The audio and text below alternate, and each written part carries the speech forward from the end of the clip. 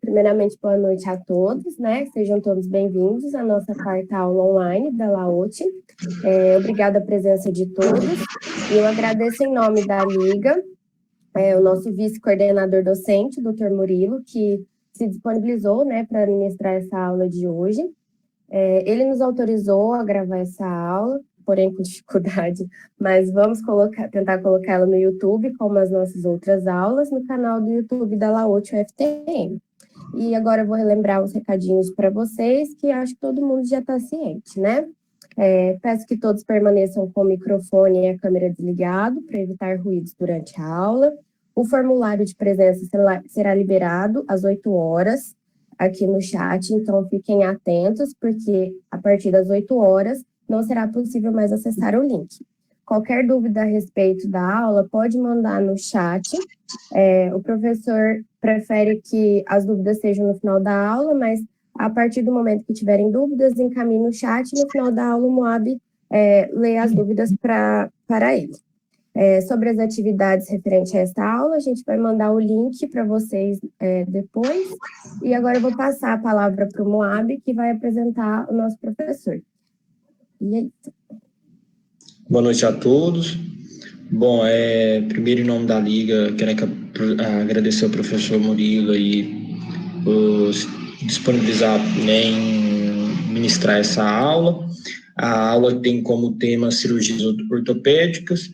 O professor Murilo Antônio Rocha possui graduação em medicina aqui pela Universidade Federal do Triângulo Mineiro, com mestrado em medicina, ortopedia e traumatologia pela Universidade Federal do Rio de Janeiro e doutorado, né, em ortopedia, traumatologia e reabilitação pela Universidade de São Paulo. Atualmente é professor adjunto aqui da universidade. Ele tem experiência na área de medicina, com ênfase em cirurgia ortopédica, atuando principalmente nos seguintes temas: fratura, tumor ósseo, criança e reprodutibilidade dos resultados.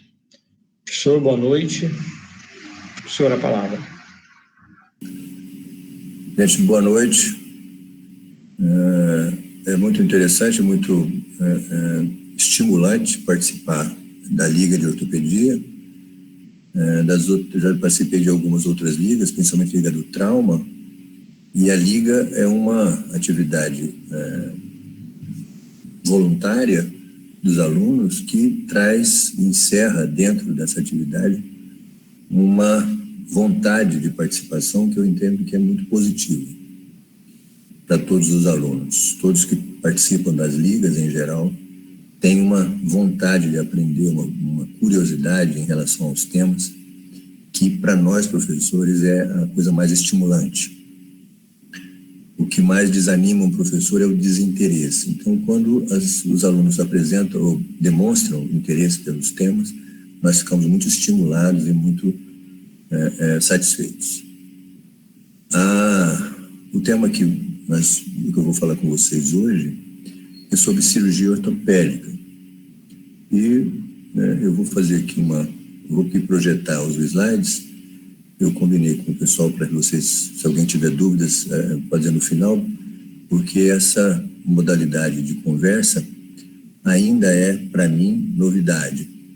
E administrar isso não é fácil. Então, eu acho que, embora a interação seja possível, se a gente deixar as perguntas para o final, vai ser mais produtivo. Eu vou projetar aqui. Se alguém tiver algum problema com imagens, essas coisas, me avisem que eu procuro consertar.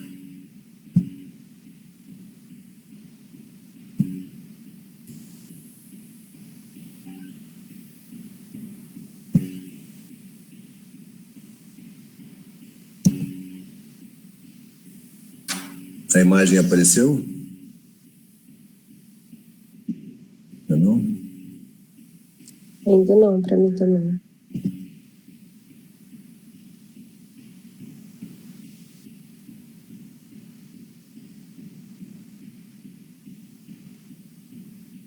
Deixa eu voltar aqui, então.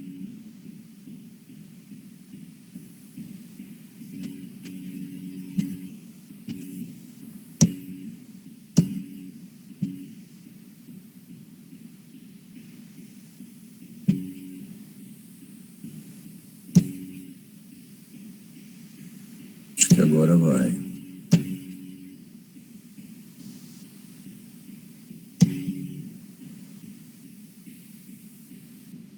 Apareceu? Bem, eu quero dizer para vocês que os dados, as informações que eu vou passar para vocês são informações da disciplina de ortopedia, que faz parte do departamento de cirurgia aqui da universidade. E os casos, os exemplos que eu vou mostrar aqui, são todos do Hospital de Clínicas, do Serviço de Ortopedia e Traumatologia. A nossa universidade, a partir do momento que se transformou em universidade, embora até um pouco antes, sempre procurou fazer com que as disciplinas da medicina, dos serviços de saúde, fossem integradas ao ensino, à pesquisa e à extensão. A partir do momento em que a universidade foi fundada, esse trabalho, que era um trabalho mais fácil, porque nós tínhamos poucos cursos, ficou mais difícil. Mas ele tem sido feito com empenho por todos e a universidade tem conseguido fazer isso com sucesso. O nosso Hospital de Clínicas é um hospital que participa da rede de hospitais universitários federais e que, a partir de 2012, 2013, passou a ser administrado pela Empresa Brasileira de Serviços Hospitalares, que é uma empresa pública de direito privado, fundada pelo MEC, ligada ao MEC, e que foi criada exclusivamente para esse fim, para a administração dos hospitais universitários. Embora haja ressalvas e críticas a essa empresa, o meu entendimento é que essa empresa trouxe vantagens para os hospitais, trouxe agilidade, trouxe possibilidade de uma gestão mais profissional. Então, a EBSER é que nos administra no hospital e a universidade é a nossa mantenedora. Eu vou aqui, logo de cara, agradecer aos colegas o Adriano, o Jander, o Anderson e o Marco Aurélio, que gentilmente me cedeu imagens de pacientes seus que eles estão conduzindo, casos de pacientes seus que eles estão conduzindo. Eu já agradeço de antemão a todos eles. Antes de falar de cirurgia ortopédica propriamente dita, eu gostaria de falar duas palavras sobre a cirurgia em geral, né? As cirurgias em medicina. Vocês sabem que essas cirurgias existem desde sempre. Ou seja, procedimentos operatórios em qualquer paciente sempre existiu. O que nunca existiu até recentemente foi uma prática correta, uma prática baseada em experimentos, prática baseada em conhecimento. O que se fazia era tudo empiricamente, inclusive quem fazia procedimentos cirúrgicos em geral eram práticos, os barbeiros, de uma maneira geral. Sempre foi assim desde o início. Isso perdurou, embora nós tivéssemos na antiguidade, desde a antiguidade, médicos que colaboraram até hoje. Vários conhecimentos que foram gerados naquela época são ainda aproveitados hoje e são base de várias coisas que fazemos ainda hoje.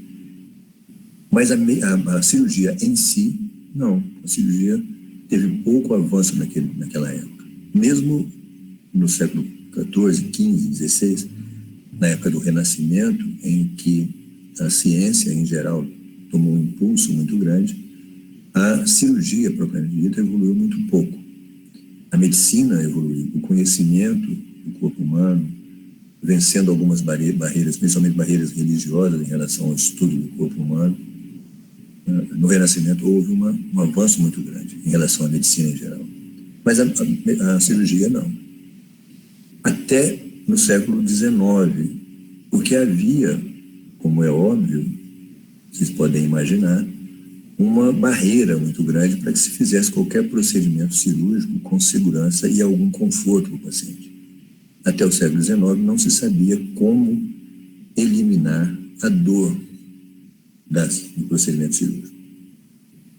A anestesia surgiu por acaso, por uma observação de um dentista que percebeu que a inalação de um determinado tipo de gás, na época chamado gás hilariante, que era usado em circo para fazer espetáculo, ele promovia analgesia nas pessoas. E ele decidiu procurar aperfeiçoar o uso daquele gás para que pudesse fazer procedimentos. Então, aproximadamente entre 1830 e 40, é que surgiu a anestesia. E aí, também não foi uma coisa imediata, muitas pessoas não acreditavam, o risco de uso de anestesia era muito grande, a segurança era muito pequena. E a anestesia demorou algumas décadas para que as pessoas pudessem se submeter à anestesia para que pudesse ser feito procedimentos mais longos. Até então, os procedimentos duravam alguns minutos ou segundos para que o paciente não entrasse num choque neurogênico por causa da dor. Outro problema, outra barreira muito grande em relação à cirurgia em geral é a asepsia, ou foi a asepsia. Imagine numa época em que não se conhecia germes e era uma coisa mais comum um hospital fétido, um hospital que tinha mau cheiro, e o pus, o exudato era uma presença constante em qualquer enfermaria, em qualquer ferimento. Não se imaginava fazer procedimentos num paciente intraabdominal, porque a infecção era certa e a morte certa. Só a partir de 1860, 1870 é que se começou a conhecer, e foi Koch que descobriu que existiam germes. A partir do microscópio, vários estudiosos daquela época já diziam que era preciso limpar as feridas dos pacientes, coisa que ninguém acreditava. Se imaginava que o pus fazia parte da ferida e não era possível eliminar. O exemplo mais do século XVIII, XIX, que chama muita atenção, um determinado cirurgião inglês lavava as feridas e fazia asepsia das feridas, por intuição, por pura intuição. E demonstrou esse resultado várias vezes, mas as pessoas não acreditavam. Um ginecologista, o Samuel Weiss, ele percebeu que as parteiras, os partos, as mulheres que davam à luz com as parteiras tinham menos infecção do que com os médicos. E foi observar, ele percebeu que elas lavavam as mãos, e os médicos não. Elas trocavam de roupa, e os médicos não. Mas ninguém acreditou nele. Ele quis colocar no hospital onde ele trabalhava barreiras para que as infecções não fossem tão frequentes, e ninguém acreditou nele. Ele simplesmente morreu no hospício. Foi taxado de louco. Essa história da cirurgia é muito interessante porque mostra como nós todos, as pessoas em geral, e os médicos em particular, têm uma resistência muito grande para aceitar conhecimentos novos, mudar o comportamento. Nós todos temos muita dificuldade com isso. Não sei se já ouviram falar, esse livro, que é chamado Século dos Cirurgiões, desse autor, é um livro que foi escrito no começo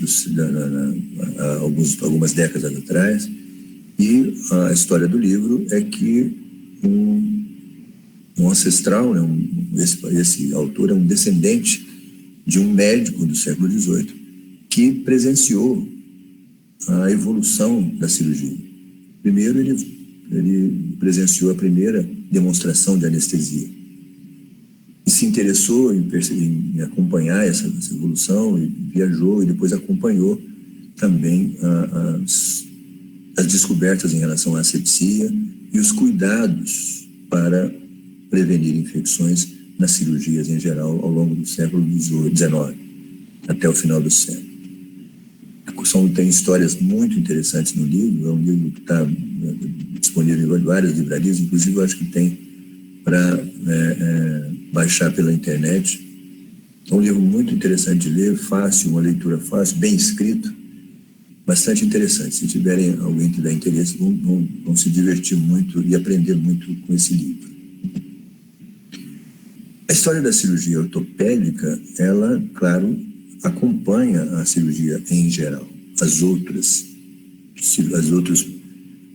técnicas cirúrgicas em geral. E também evoluiu muito pouco ao longo da história. Com a evolução da anestesia, ou com o aparecimento da anestesia e da asepsia, a cirurgia ortopédica também evoluiu. Passou a ser possível procedimentos cirúrgicos nos ossos, como de resto nos outros aparelhos e sistemas. A evolução da cirurgia ortopédica teve um impulso muito grande com o conhecimento da anatomia, com a evolução do conhecimento da anatomia dos ossos, mas quando surgiu a radiografia, mostrando os detalhes do osso, por ser radiopaco, o osso se presta a uma imagem muito próxima da realidade, uma imagem simples, sem necessidade de contraste, sem precisar nada demais. Foi um avanço muito grande no entendimento do que eram de verdade as fraturas. O que se tinha antes era uma noção muito vaga do que as fraturas, do que era constituída as fraturas, a morfologia das fraturas, os desvios, e todo o procedimento era também baseado numa informação muito errônea. A radiografia mudou radicalmente isso. Uma outra barreira sobre a cirurgia ortopédica, ou para a cirurgia ortopédica, é o material cirúrgico utilizado. Nós tínhamos já a anestesia, as radiografias, a asepsia, o que facilitou muito um boom, uma explosão de técnicas cirúrgicas para se resolver problemas ortopédicos em geral, fraturas, mas também outros problemas crônicos ou doenças não traumáticas do aparelho locomotor. E aí surgiu um segundo problema, que era o material utilizado para qualquer tipo de procedimento cirúrgico. Não se tinha ideia da biocompatibilidade desse material. Não se tinha ideia da interação mecânica desses materiais com os ossos, em geral. E, por mais que se tentasse, sempre havia muita complicação em relação à biocompatibilidade e também a interação desses materiais com os ossos.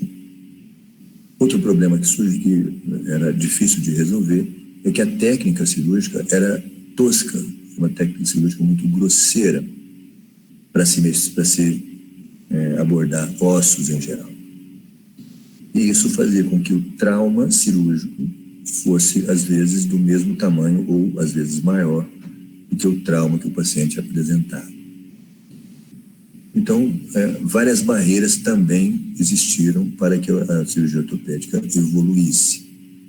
No século XX, a partir do século XX, até o século XX, até o começo do século XX, talvez na segunda, terceira década, todas as cirurgias ortopédicas eram realizadas pelo cirurgião geral.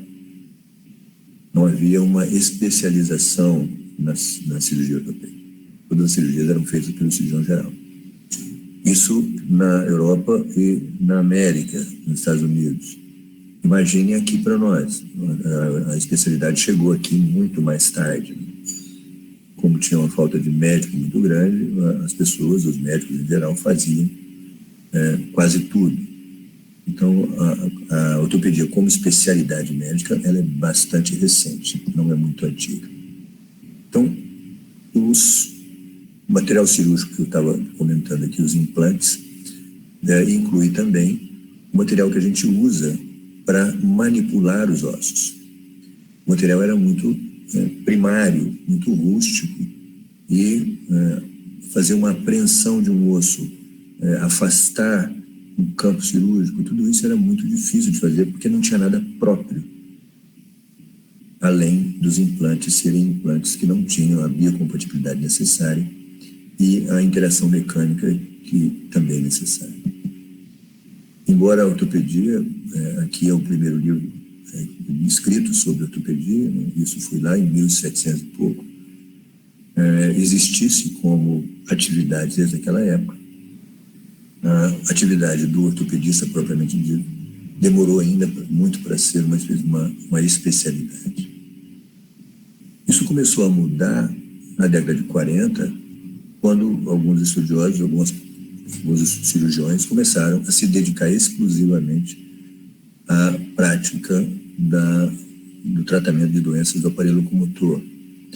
Um dos primeiros livros que surgiu a respeito de cirurgia ortopédica foi especificamente, podendo se considerar um livro moderno e com práticas que evoluíram bastante, é esse livro no final da década de 40. Embora, repito, muitos autores de séculos anteriores e do século XX tenham descrito técnicas que a gente usa, pelo menos a ideia original, ela é usada. O que revolucionou a cirurgia ortopédica, principalmente em relação ao trauma, foi a evolução desses estudiosos da década de 40, quando eles fundaram uma associação para estudar profundamente como fazer abordagens, como reduzir, como fixar, que tipo de material usar em fraturas ortopédicas, em fraturas ósseas. A Fundação Internacional para o Estudo da Osteossíntese foi fundada na década de 60, já existia desde 1950 alguns rudimentos. Ela existe desde aquela época e se tornou um padrão em tudo que se faz em cirurgia ortopédica no mundo inteiro. Ela foi fundada na Europa e ela depois criou ramificações para vários lugares do mundo. Essa é uma fundação de pesquisa, mas ela tinha, recentemente ela deixou disso, mas ela tinha um braço comercial e tinha também uma fábrica que fazia ou fabricava os implantes e os materiais que ela pesquisava. Então, ela tinha um braço de pesquisa, um braço de produção e um braço comercial. Recentemente, o braço comercial e industrial não é só da fundação mais, ela passou isso adiante. O que a associação AO, que é chamada, uma das palavras em alemão, que é para designar a Associação Internacional para Estudo da Osteossíntese. O que ela fez foi estudar a mecânica das fraturas, a mecânica dos ossos, as forças que atuam nos ossos para produzir fraturas e a interação entre os implantes existentes naquela época com as fraturas. Qual a melhor posição para esses implantes? Onde esses implantes deveriam ser colocados? Em que região do osso? Estudou a fundo o tipo de material que funcionava melhor, que era mais resistente, que tinha a propriedade mecânica mais compatível com o osso e que poderia interagir do ponto de vista mecânico com o osso e produzir um resultado de segurança para permitir que a fratura consolidasse. Além disso, estudou também a biologia das fraturas. Como as fraturas consolidam. Quais são os eventos que ocorrem do ponto de vista histológico, fisiopatológico. Quais são os fatores que impedem ou que dificultam os eventos que acontecem na consolidação óssea. Qual é a forma que o procedimento cirúrgico ou a intervenção cirúrgica pode auxiliar para que esse processo ocorra naturalmente.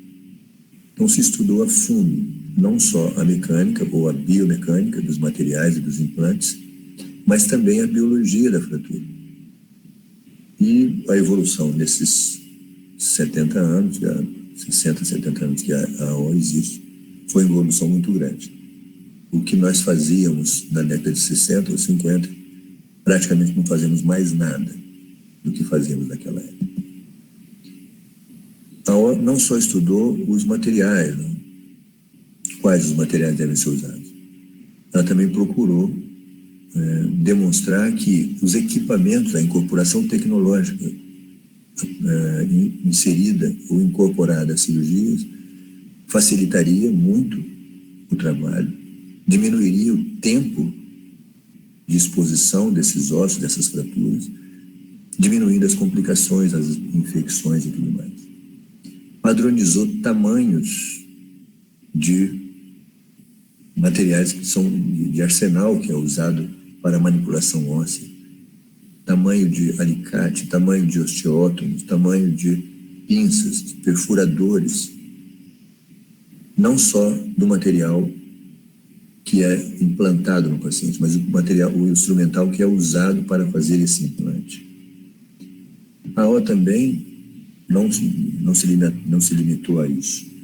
Eles também fizeram uma rede de ensino para estudar e expandir o ensino para que a maior parte das pessoas interessadas, os ortopedistas em geral, pudessem aprender profundamente como acontecem fraturas, entender o mecanismo do trauma das fraturas e poder fazer isso de uma maneira mais simplificada. Eu coloquei esse vídeo e eles fizeram vários cursos, instituíram vários cursos que são a moda, começou a ser moda na década de 70, 80, e hoje ninguém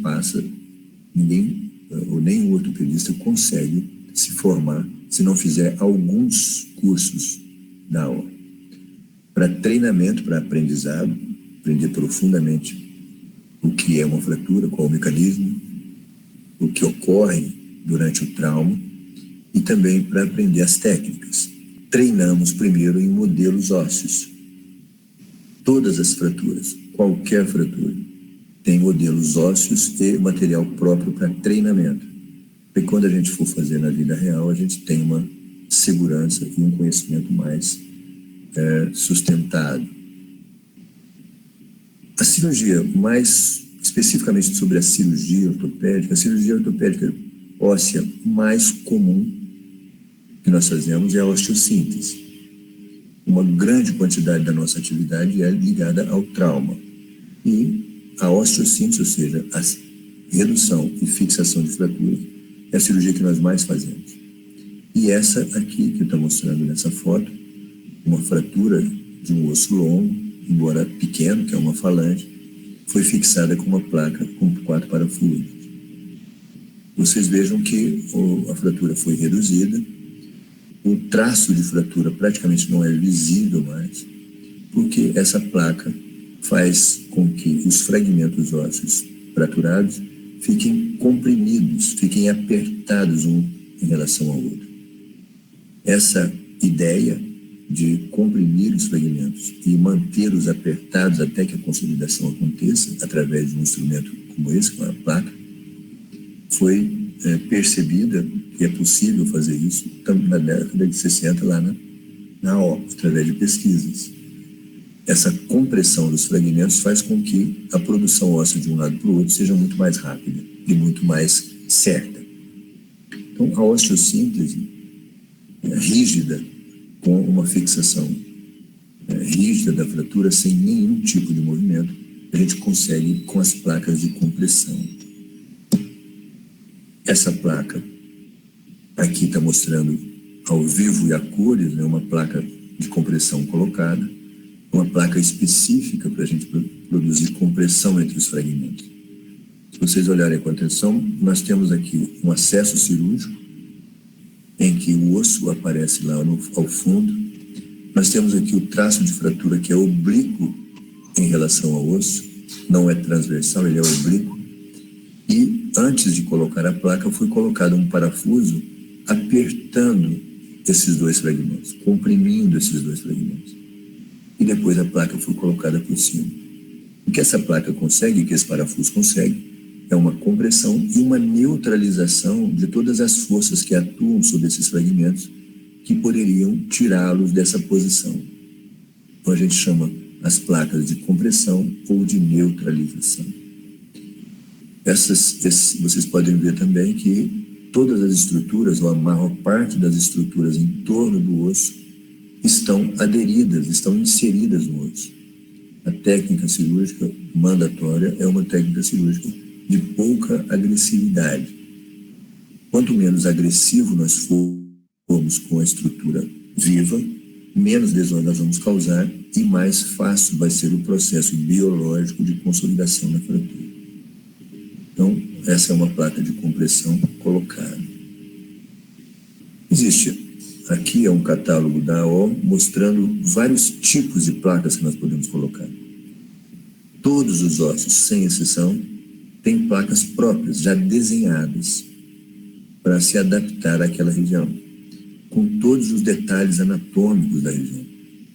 Nós aqui temos uma figura de uma placa para o punho, uma placa para o maléolo medial, temos hastes intramedulares para o terço proximal do fêmur, temos fixadores uniplanares, fixadores multiplanares, que podem ser usados, e aqui a AO fabricou isso, mas a ideia original não foi dela.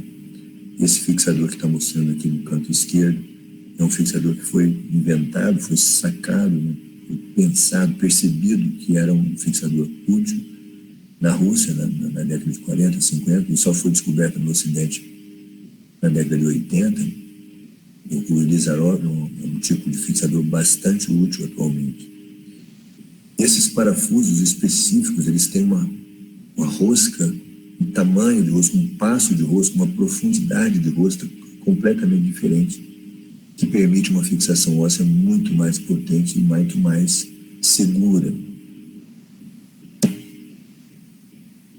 Outros exemplos de placas, em qualquer situação, seja no pé, na mão, no ombro, em qualquer lugar, nós temos material suficiente ou próprio para ser empregado nessas regiões e que se adaptam muito bem às alterações ou às características anatômicas de cada osso, de cada região. Aqui é um exemplo de uma fratura do terço proximal do fêmur, a sequência. Aqui a fratura, aqui depois da fixação e a consolidação final depois de um ano. Com 4 meses a consolidação já estava bem garantida. Uma placa própria para o fêmur nessa região. Nós também podemos ou temos necessidade de utilizar alternativas para a fixação quando as condições da fratura não permitem uma fixação padrão. Essa fratura foi causada por um projetil de arma de fogo, aqui na mão, mostrando um estilhaçamento e uma lesão de partes moles muito grande. Uma fratura desse tipo, a gente não pode abordar, porque se abordar, a complicação de partes moles, a lesão de partes moles, que já é grande, vai piorar. E a possibilidade de infecção, de necrose tecidual, e aí várias complicações. A alternativa é colocar um fixador externo, que é um tipo de fixação à distância, em que o foco de fratura não é abordado, a fratura se estabiliza e as partes moles podem ser tratadas corretamente. Uma vez resolvido o problema das partes moles, a gente resolve o problema do osso. Então, a fixação externa é colocada de maneira segura, sem colocar em risco aquele segmento do paciente fraturado. Aquele foi um exemplo da mão, aqui é um exemplo no membro inferior. Vocês vejam as feridas que esse paciente apresenta com uma fratura exposta, e colocar uma placa aqui dentro seria condenar essa perna a uma possibilidade de infecção muito grande. Então, o fixador externo é colocado, a fratura fica imobilizada, estabilizada, enquanto os procedimentos de cobertura, para recompor a cobertura, são realizados. Enxerto de pele, retalhos músculo-cutâneos e assim por diante. Então, aqui é o resultado desse tipo de fixação. Mudando um pouco, as lesões ortopédicas também requerem outros procedimentos diferentes das fraturas. Esse é um quadro que o Dr. Anderson forneceu para que mostrasse para vocês. Essa paciente tem uma escoliose, ou seja, uma curvatura no plano frontal da escoliose, da coluna, bastante acentuada. Vocês vejam que o ângulo no vértice dessa curva ultrapassa 35, 40 graus. A repercussão disso é que o paciente tem uma compressão da região torácica, com a diminuição da capacidade respiratória. O paciente tem uma mudança na postura bastante grande, um desequilíbrio muscular que tem impacto mecânico na vida desse paciente. É uma incapacidade bastante importante. Até recentemente, até algumas décadas atrás, talvez 20 anos atrás, 25 anos atrás, as cirurgias de escoliose já eram realizadas, até muito tempo atrás já eram realizadas.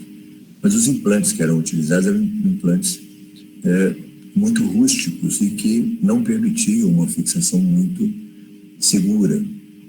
Além disso, a segurança da anestesia, porque essa cirurgia é uma cirurgia de grande porte, e que requer transfusão sanguínea, cirurgias longas, não eram tão seguras assim. As complicações de cirurgia de escoliose não são poucas.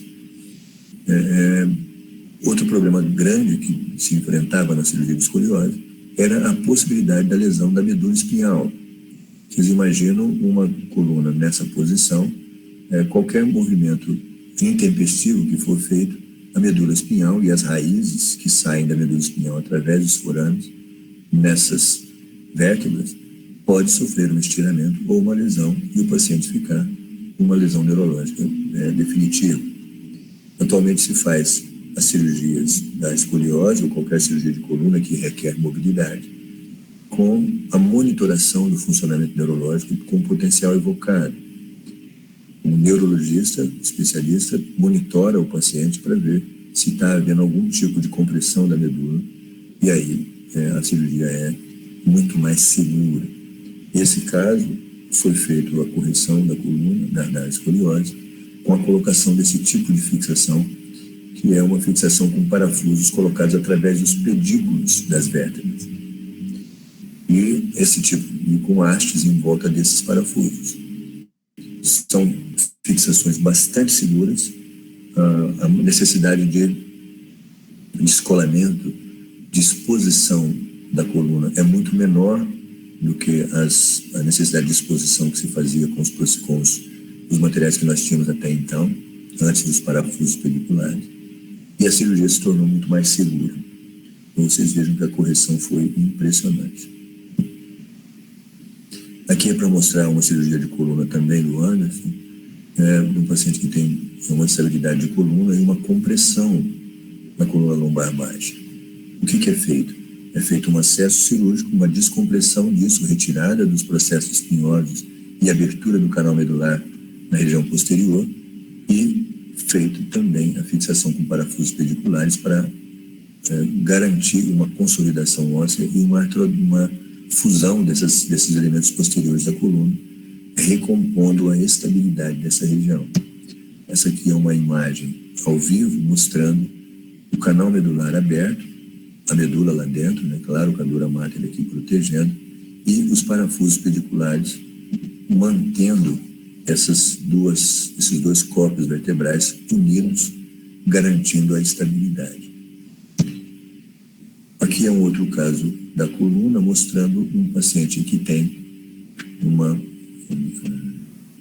instabilidade na coluna cervical, em que foi feito um acesso anterior à coluna, acesso pelo pescoço, na região anterior, e foi abordado os corpos vertebrais aqui de C5, C6 e C7, retirado o material que estava lá atrapalhando e colocado uma gaiola, um cage, para manter essa região imóvel.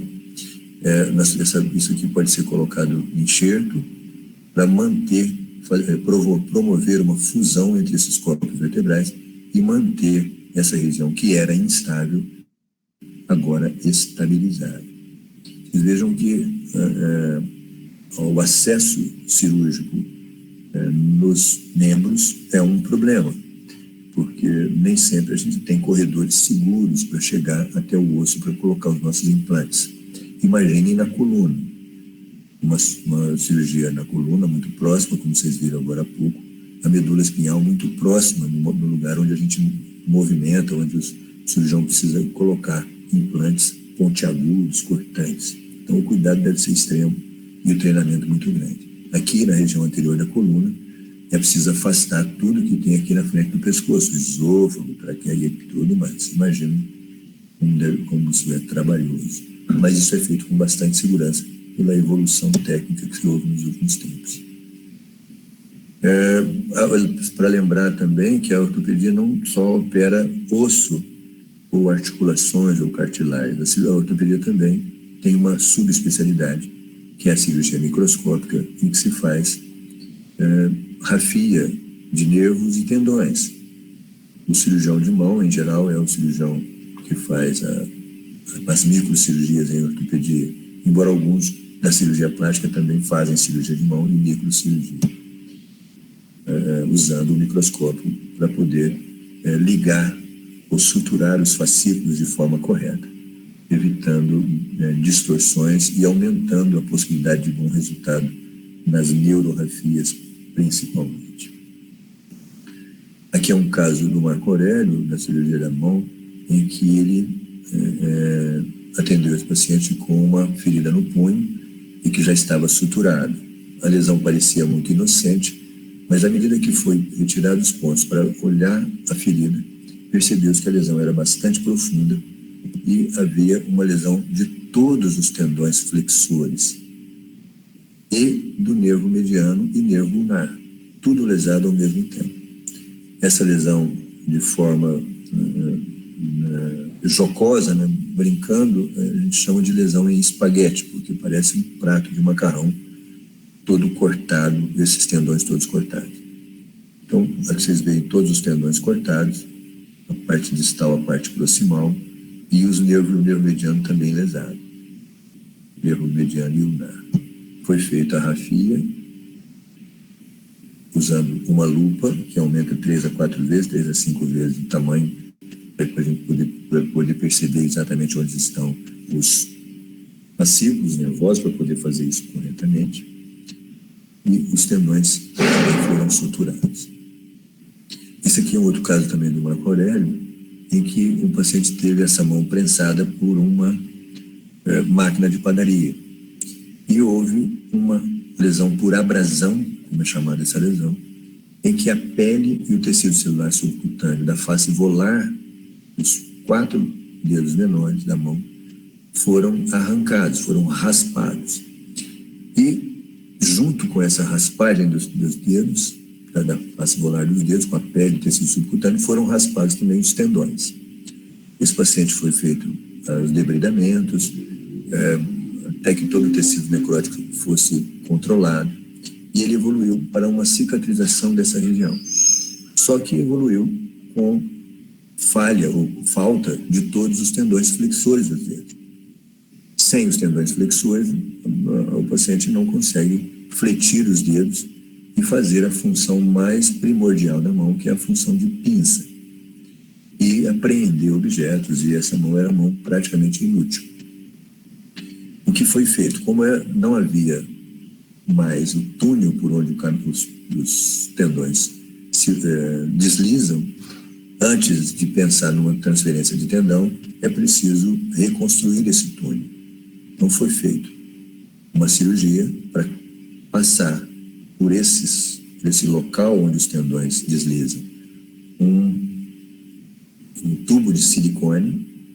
Esse tubo de silicone foi colocado aqui, vocês vejam que ele vem aqui desde o túnel, desde o punho, e passa no segundo e no terceiro dedo, onde as lesões eram maiores.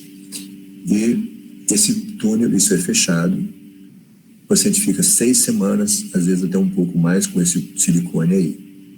Depois, o cirurgião vai na mão do outro lado e faz uma colheita de tendão e transfere o tendão para cá.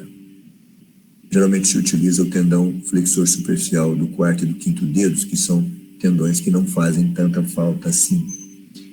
E eles são colocados nesse túnel para que o paciente recobre ou recupere alguma flexão. Esse paciente recuperou a função de pinça no segundo e no terceiro dedo, embora a flexão da interfalangena proximal e distal não seja um movimento completo, mas a função de pinça ele recuperou. Outro Outra cirurgia que se faz, que é muito realizada, frequentemente realizada na ortopedia, são as substituições articulares, as próteses articulares. Essas próteses existem desde o começo do século XX. Se tentou construir próteses para substituir as articulações danificadas, seja por trauma, ou seja por doenças degenerativas ou infecciosas ou congênitas. Aqui, essa é uma prótese rudimentar da década de 40, em que ela não tinha nenhuma preocupação, ou pelo menos não tinha nessa época, um entendimento da biomecânica da articulação do quadril, como funcionava isso tudo. E essa prótese tinha uma duração muito pequena, porque ela não conseguia substituir o quadril apropriadamente.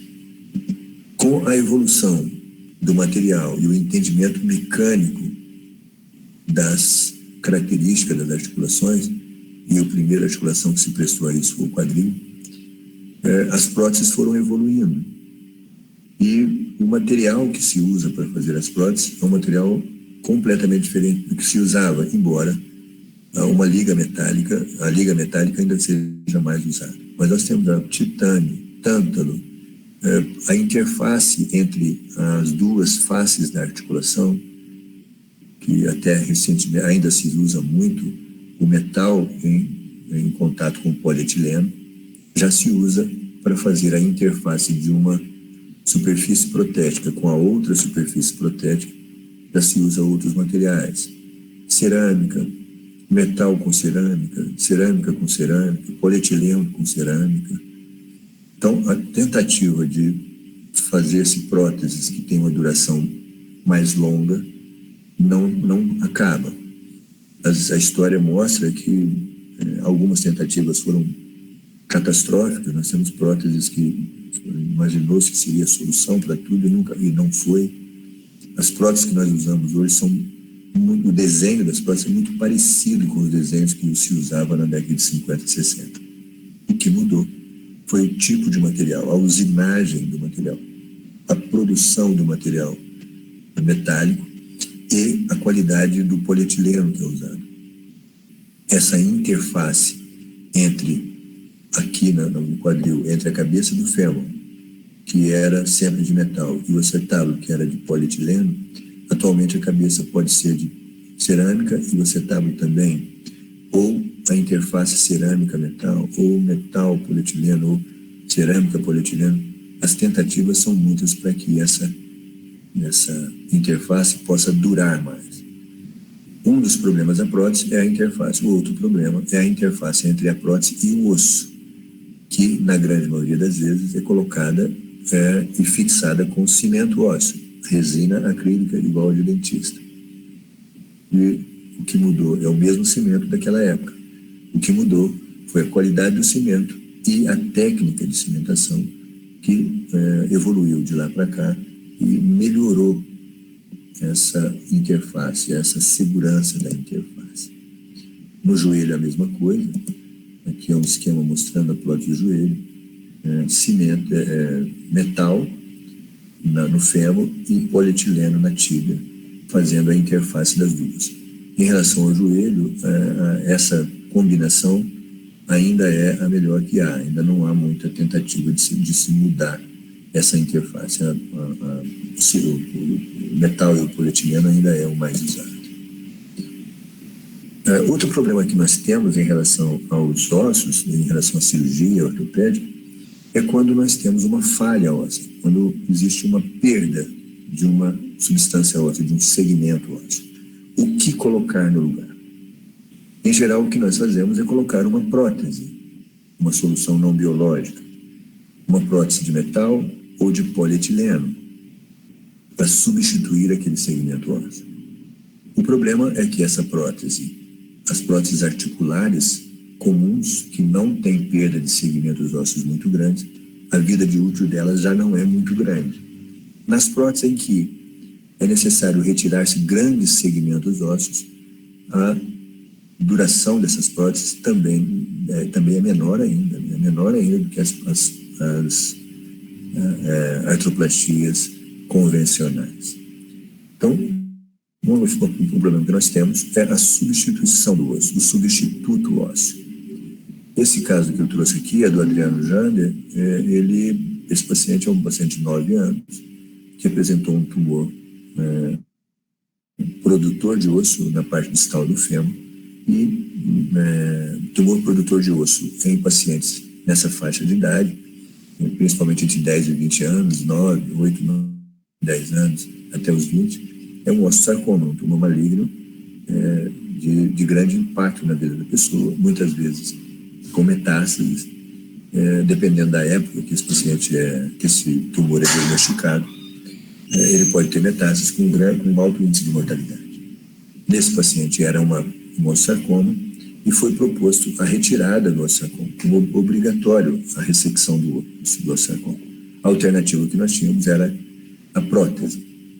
As outras alternativas que nós temos são a substituição por osso de cadáver, osso de banco de tecidos, e atualmente, há algum tempo atrás, se tem muita pesquisa sobre o reaproveitamento de ossos de tumores sólidos.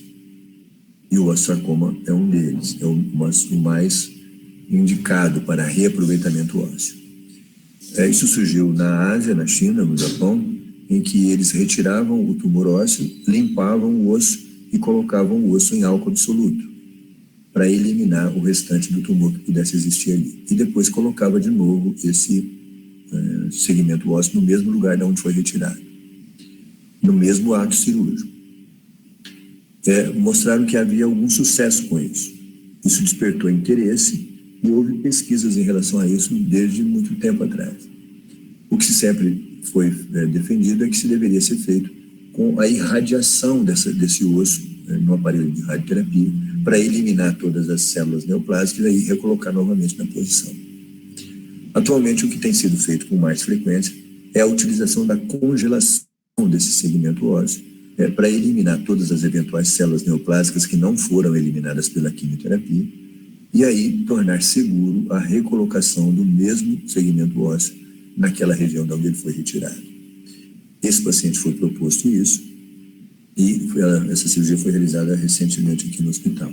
Aqui é a perna do paciente, o paciente já estava no processo de quimioterapia já há 8 semanas, essa incisão cirúrgica que foi programada e aqui a ressonância mostrando aqui na parte distal do fêmur o tumor ósseo. A cirurgia foi feita, aqui é o acesso cirúrgico, mostrando o fêmur, as marcações aqui com esses metais, mostrando aonde seria serrado o osso e retirado. Esse osso foi retirado, está aqui ele fora lá do paciente. Vejam o tamanho, mais ou menos o tamanho de um bisturi grande. Toda essa peça foi limpa, retirado todas as partes moles que estavam inseridas nela. E isso foi colocado dentro de aqui está a peça já limpa, foi colocado dentro de um tanque com nitrogênio líquido.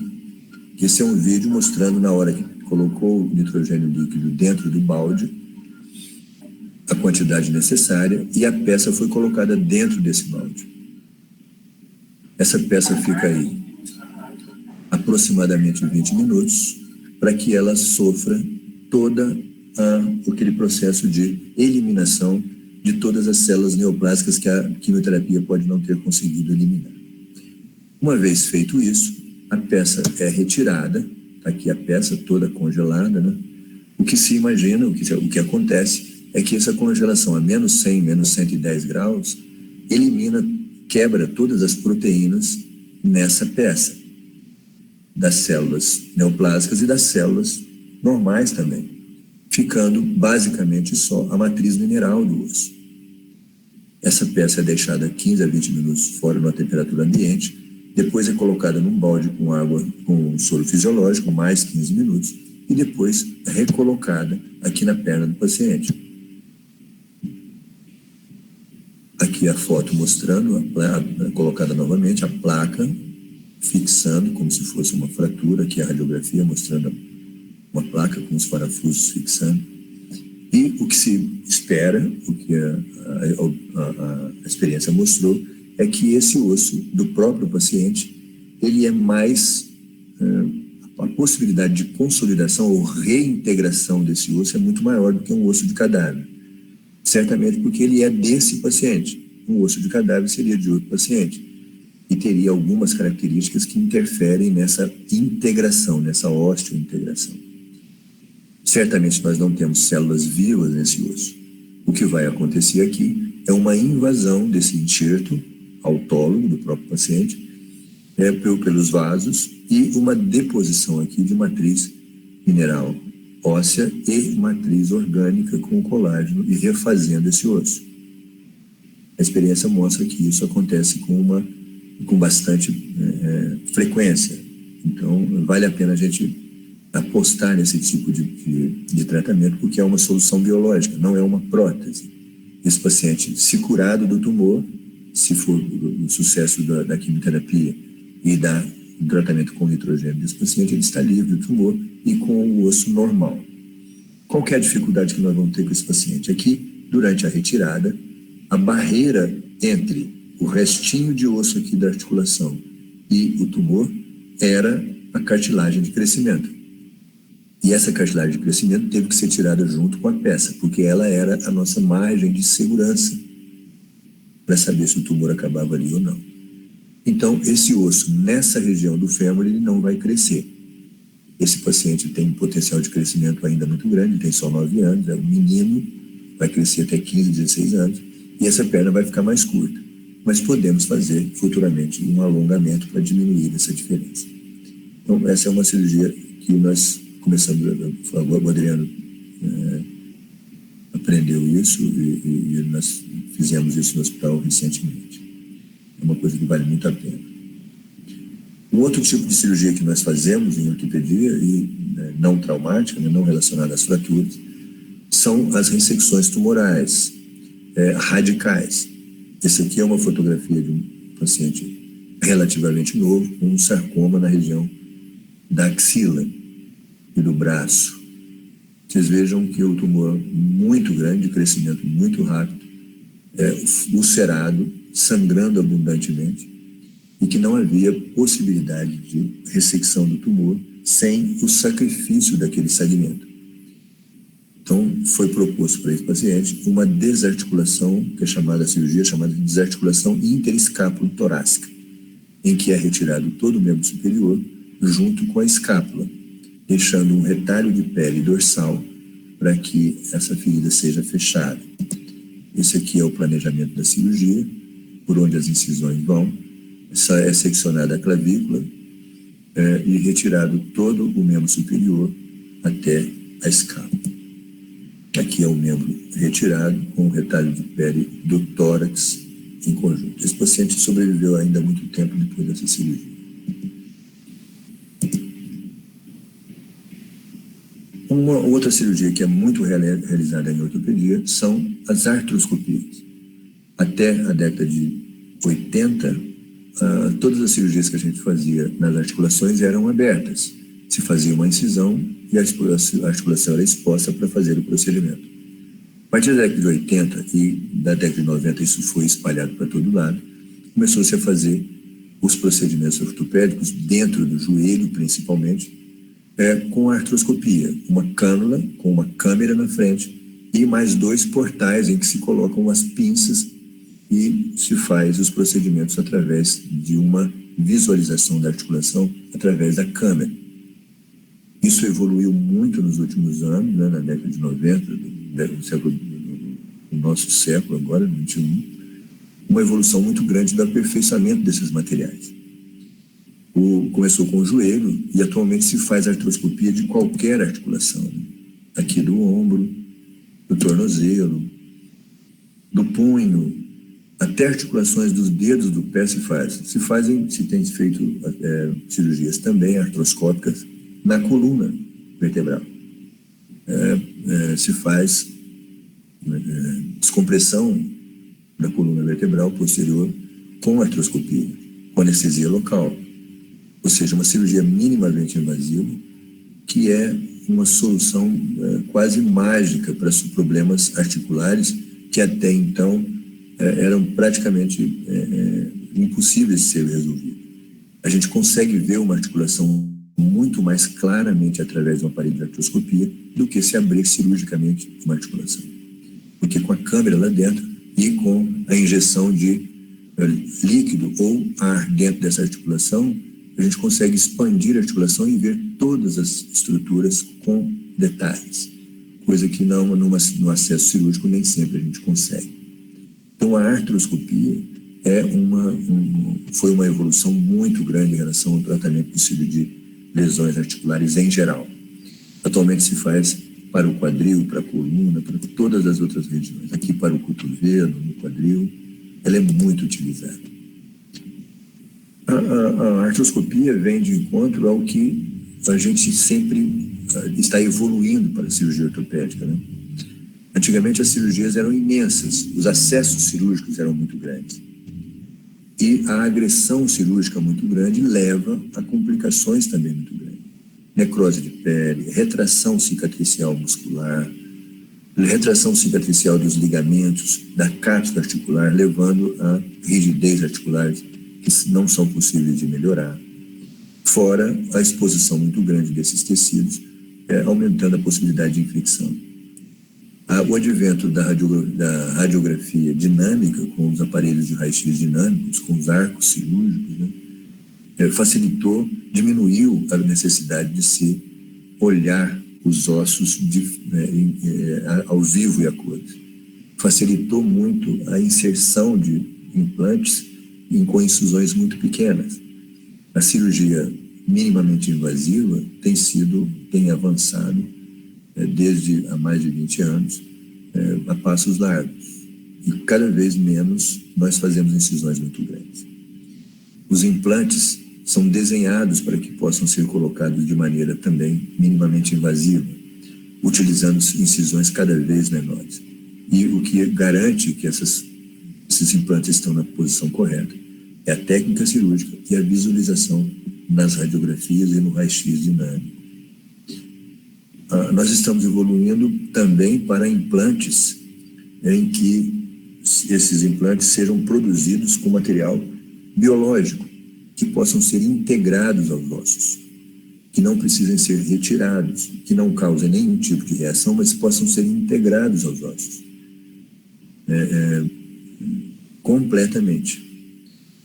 Os materiais que são feitos atualmente, as próteses, procuram ser porosas para que o osso cresça nessas porosidades, para que o osso se integre à prótese e ela consiga ser estável por um período de tempo muito maior do que atualmente a gente consegue.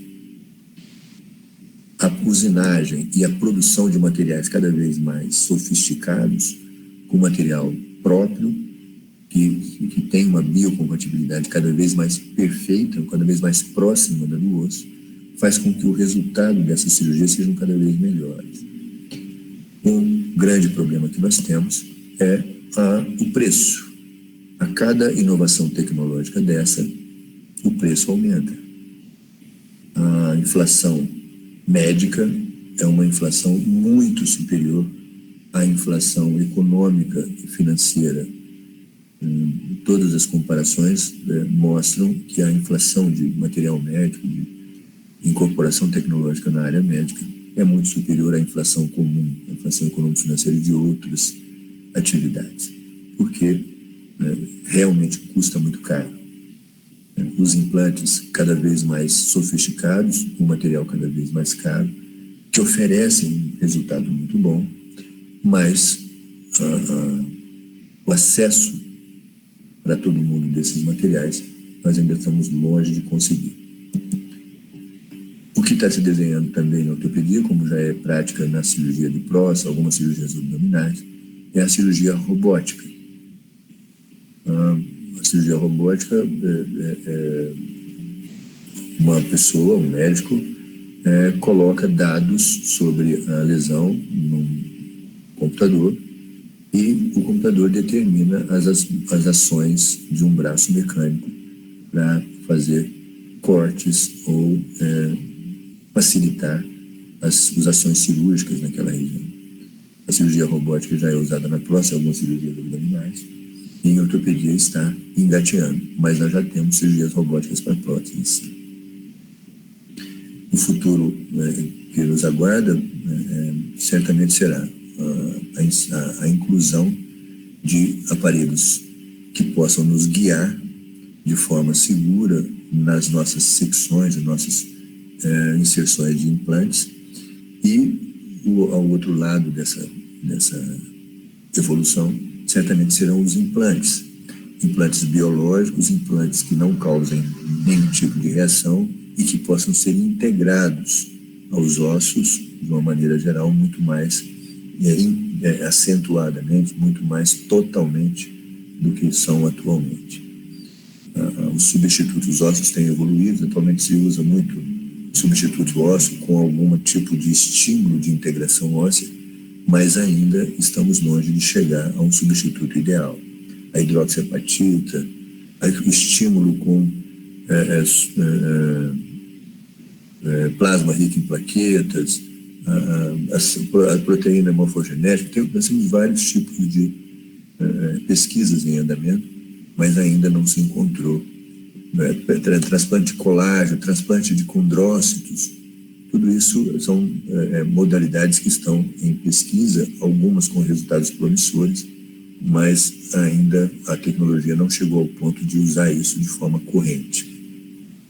Alguns resultados promissores, mas ainda não é possível colocar isso na prática diária e para todo mundo. Bom, eu encerrei aqui. Não sei se eu me alonguei demais.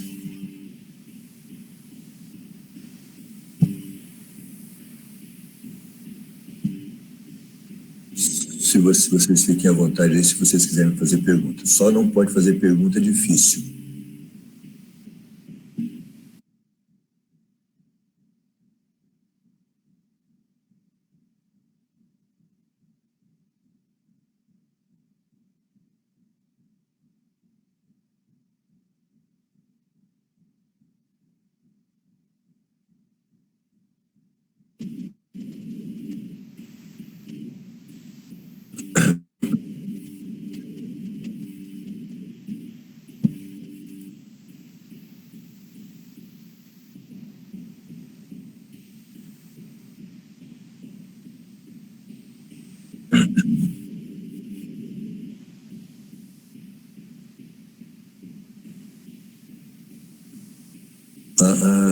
Os acessos cirúrgicos, de uma maneira geral, eles são retos, de uma maneira geral. Mas, em algumas regiões, é preciso que se respeite as linhas de forças da pele. E na mão é um desses locais. Na mão nós temos algumas linhas de força que precisam ser respeitadas, porque se nós fizermos incisões retas, nós podemos causar retração de pele. E a palma da mão é uma região em que qualquer retração atrapalha a função.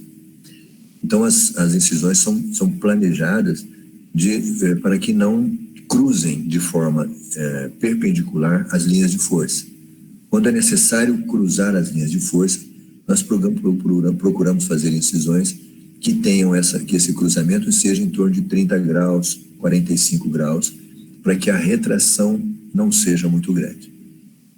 Preferentemente, a gente não ultrapassa essas linhas, mas quando é obrigatório, a gente procura fazer num ângulo maior para evitar essas retrações de pele, que é quase certo se as incisões forem feitas de maneira errônea. Em geral, as incisões são em zigue-zague, nos dedos da mão.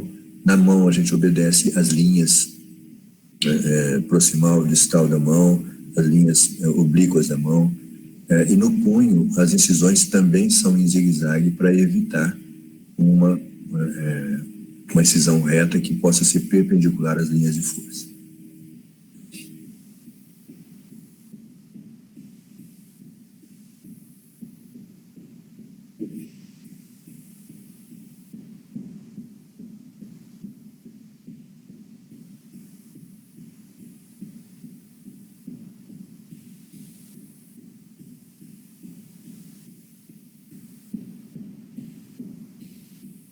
Ótimo.